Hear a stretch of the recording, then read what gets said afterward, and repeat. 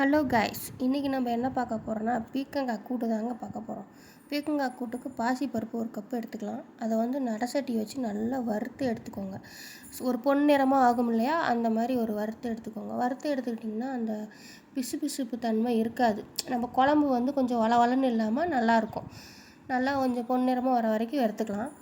வறுத்துக்கிட்டு அடுத்த அடுப்பில் வந்து கடாய் வச்சு அந்த பருப்பை கொட்டிக்கிட்டு தண்ணி வந்து உங்களுக்கு தேவைக்கேற்ப கெட்டியாக வேணும்னா நீங்கள் கெட்டியாகவே செஞ்சுக்கலாம். இல்லை சாதத்துக்கு ஊற்றி சாப்பிட்ற மாதிரினா கொஞ்சம் தண்ணி மாதிரி கூட வச்சுக்கலாம்.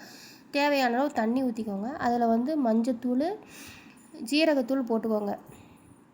நல்லா கொதிக்கட்டும். ஒரு அரை வேக்காடு வரணும். ஒரு பருப்பு வந்து கொஞ்சம் அரை வேக்காடு வரும் இல்லையா, அப்போ வந்து நம்ம பார்த்துட்டு நம்ம என்ன பண்ணணும்னா அதில் வந்து 3 பச்சை மிளகா நான் கட் பண்ணி எடுத்திருக்கேன்.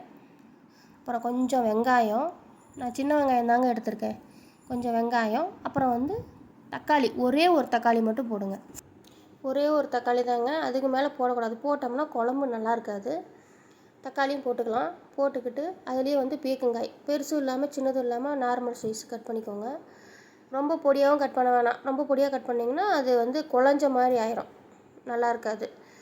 கட் பண்ணிக்கிட்டு கொஞ்சம் தேவையான அளவு உப்பு போட்டு கிண்டி விட்டுங்க. கிண்டி விட்டு மூடி வச்சுருங்க. ஒரு 10 நிமிஷங்க மூடி வச்சுக்கலாம். காய் வெந்துடும். பார்க்கவே நல்லா கலர்ஃபுல்லாக இருக்குது இல்லைங்களா. காய் வெந்துருச்சு. இந்த ஸ்டேஜில் வந்து நம்ம என்ன பண்ணலாம்னா தாளிப்பு கரண்டி எடுத்துக்கலாம். தாளிப்பு கரண்டியில் எண்ணெய் ஊற்றிக்கலாம். எண்ணெய் காயிட்டும். இந்த பக்கம் என்ன பண்ணலான்னா கூட்டில் ஒரே ஒரு ஸ்பூன் சாம்பார் பொடிங்க சேர்த்துக்கலாம். நீங்கள் சேர்த்துக்கிறதுனால சேர்த்துக்கலாம், இல்லைன்னா நீங்கள் அவாய்ட் பண்ணிக்கலாம். அது உங்கள் விருப்பம் தான். டேஸ்ட்டு நல்லாயிருக்கும் சேர்த்தா. நல்லா கிண்டி விட்டுக்கோங்க. இதுக்கப்புறம் என்ன பண்ணலான்னா இந்த பக்கம் வந்து தாளிப்பு கரண்டியில் எண்ணெய் ஊற்றி வச்சுருந்தோம் இல்லையா, அது எண்ணெய் காய்ஞ்சிருக்கும். அதில் வந்து 2 வரமிளகா, 1 ஸ்பூன் ஜீரகம், 1 ஸ்பூன் கடுகு போட்டு நல்லா பொரிய விட்டுக்கோங்க. கருவேப்பிலையும் சேர்த்து நல்லா பொரிய விடுங்க.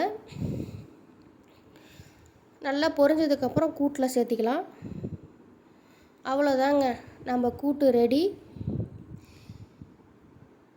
இந்த ஸ்டேஜில் நீங்கள் வந்து தேங்காய் துருவல் சேர்த்திக்கிறதுனால சேர்த்திக்கலாங்க, உங்கள் விருப்பம்தான்.